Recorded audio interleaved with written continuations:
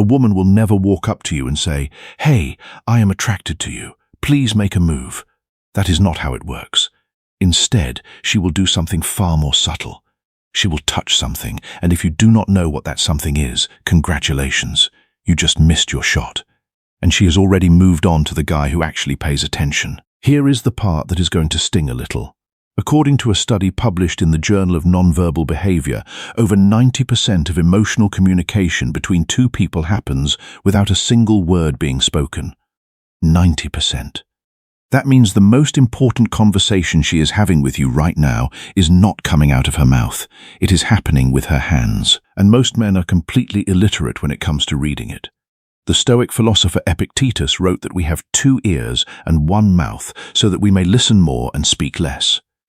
But listening is not just about hearing words. It is about observing the body, the posture, the hands, the subtle shifts that reveal what the voice is trying to hide. A man who masters this kind of attention is not just observant.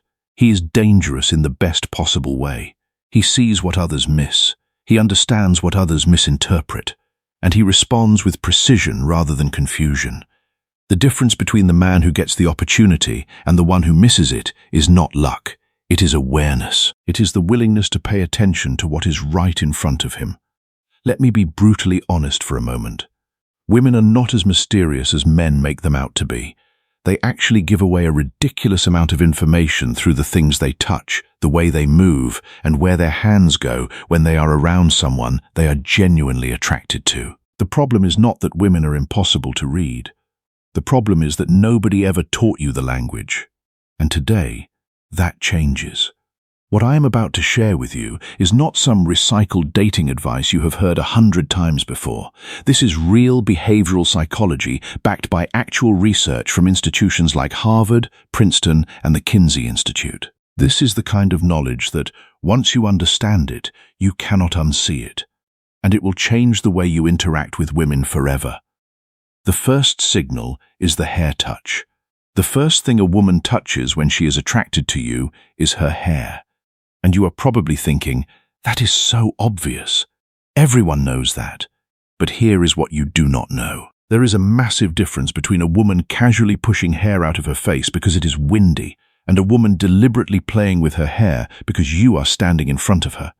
Dr. David Givens, who directs the Center for Nonverbal Studies, has spent over 30 years researching courtship signals in humans. According to his research, when a woman repeatedly touches, twists, or flips her hair during a conversation with a man, it is one of the most ancient and reliable courtship signals in the human species. It is not something we consciously decide to do. It is neurological. When attraction triggers a release of dopamine and norepinephrine in the brain, it literally increases nervous energy in the hands, and the hair is one of the first places that energy goes. If she touches her hair once and moves on, that is probably just grooming. But if she keeps doing it, twisting it around her finger, sweeping it to one side, pulling it over one shoulder to her neck, that is not accidental. That is her body screaming, "Look at me." The Stoic philosopher Marcus Aurelius wrote that the soul becomes dyed with the color of its thoughts. When a woman's thoughts are colored by attraction, her body reflects that, and her hands will betray her before her words ever do. A man who understands this does not need to guess. He observes. He notices. He sees what others miss. And when a woman touches her hair repeatedly in his presence, he knows that she is not just adjusting her appearance, she is sending him a signal. The question is whether he is paying attention. The second signal is the neck touch. When a woman lightly touches her neck or runs her fingers along her collarbone while talking to you, something very specific is happening in her nervous system. The neck is one of the most vulnerable areas of the human body. It is where major arteries sit close to the surface. From an evolutionary standpoint, exposing or drawing attention to the neck is a submission and trust signal. She is literally telling you without words that she feels safe around you and that she wants you to notice her in a more intimate way. Body language expert Vanessa Van Edwards, who runs the Science of People Research Lab, has pointed out that neck touching in women during social interactions with men they find attractive increases by nearly 300% compared to interactions with men they have no interest in. 300%. That is not a coincidence. That is biology doing what biology does. When a woman touches her neck in front of you, she is not just fidgeting. She is exposing her vulnerability. She is telling you that she trusts you enough to let her guard down. And trust, as the Stoics knew, is the foundation of everything. The third signal is the lip touch.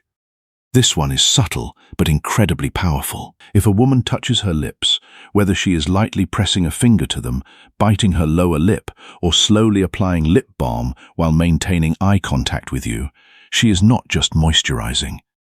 She is drawing your attention to one of the most sensual parts of her face. And she is doing it on purpose, even if she does not fully realize it. Research from the University of Manchester used eye-tracking technology and found that when men look at a woman's face, they spend approximately 43% of that time focused on the lips, especially when the lips are a color that contrasts with the skin. Women instinctively know this.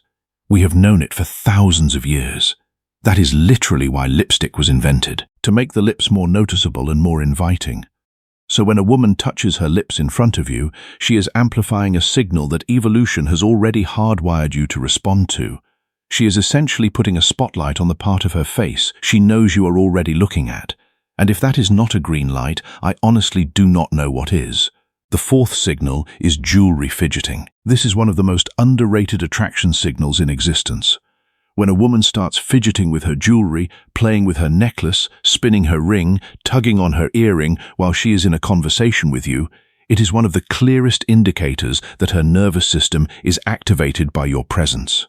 Here is the psychology behind it. Fidgeting with jewelry is what behavioral psychologists call a self-soothing displacement behavior. It happens when the body is experiencing a surge of emotional arousal, excitement, nervousness, attraction, and needs a physical outlet to manage that energy. The jewelry becomes a tool for managing the internal chaos that you are causing inside her. And there is an added layer to this. Dr. Albert Mehrabian, the psychologist famous for his research on communication, found that when people are emotionally engaged in a conversation, their self-touching behaviors increase significantly. The more attracted she is, the more she needs to do something with her hands. And if those hands keep going to her necklace, especially if that necklace sits right above her chest, she is not so subtly directing your eyes exactly where she wants them to go. The fifth signal is the arm or shoulder touch. This is where things get unmistakable. If a woman reaches out and touches your arm, your shoulder, or your hand during conversation, she is breaking a very significant social barrier. Physical touch between two people who are not yet intimate is a huge deal from a neurological standpoint. A study from DePaul University found that a brief touch during a social interaction increases the recipient's perception of warmth, trust, and attractiveness toward the person who initiated the touch. In other words, when she touches your arm, she is not just expressing interest. She is also trying to make you feel more connected to her. It is a two-way strategy, and it is brilliant. When a woman touches a man's arm during a conversation and he does not acknowledge it at all, does not smile, does not lean in, does not mirror the touch, it feels like throwing a ball to someone and watching it just hit them in the chest and fall to the ground. No catch, no reaction, nothing. It is genuinely deflating. If a woman touches your arm, the correct response is not to freeze like a deer in headlights. Acknowledge it, lean into it, mirror it. Because she just told you everything you needed to know without opening her mouth. The sixth signal is object manipulation. This one is sneaky, and most men have absolutely no idea it is even happening. When you are sitting across from a woman at a bar, a restaurant, or even a coffee shop, watch what she does with her glass. If she is slowly running her finger around the rim, tracing the edge of her cup, or gently sliding her finger up and down the stem of a wine glass, that is a textbook seduction gesture. Body language researcher and former FBI behavioral analyst Joe Navarro has written extensively about how object manipulation during conversation is a strong indicator of emotional engagement and often sexual interest. The glass becomes a stand-in. She is channeling the physical energy of her attraction into an object because she cannot channel it directly towards you yet. The relationship has not gotten there, so the glass gets all the attention that she actually wants to give you. If you are a man sitting across from a woman and she is doing this while holding eye contact with you and smiling, and you still cannot tell she is interested, you might need to watch this video twice. The seventh signal is clothing adjustment. When a woman starts adjusting her clothing in front of you, straightening her top, smoothing her skirt, tugging at her sleeve, or checking that everything is sitting right, she is doing one very specific thing. She is preening. And preening is one of the oldest courtship behaviors in the animal kingdom. Ornithologist and evolutionary biologist Geoffrey Miller has drawn fascinating parallels between human preening behavior and the way birds groom themselves for a potential mate. It is not about vanity. It is about presentation. She wants to look her absolute best in front of you because on a biological level, she is competing for your attention and your selection. The key distinction here is context. If she was already adjusting her outfit before you walked in, that is just regular self-care. But if she starts doing it after she notices you or while she is talking to you, that is a targeted behavior. She wants to make sure you are seeing the best version of her. And the fact that she cares that much about how she looks specifically in your eyes, that tells you everything. The eighth signal is facial framing. This is the one that most men misinterpret completely. When a woman rests her chin on her hand, cradles her own face, or gently touches her cheek while listening to you talk, most men interpret this as boredom. They think she is zoning out, propping her head up because she is tired of the conversation. That is almost always the wrong read. What she is actually doing is called facial framing, and it is one of the most intimate self-touch signals a person can display. Psychologist Dr. Monica Moore from Webster University conducted a landmark study observing over 200 women in social settings and catalogued over 52 distinct nonverbal flirting behaviors. Facial self-touching, specifically chin resting and cheek cradling, was among the top 10 most frequently observed signals from women who were actively engaged with and attracted to the male counterpart. Here is why it works. When a woman frames her face with her hands, she is unconsciously directing your attention to her facial features, her eyes, her smile, her expressions. She is saying, "Look at my face. See me. Really see me."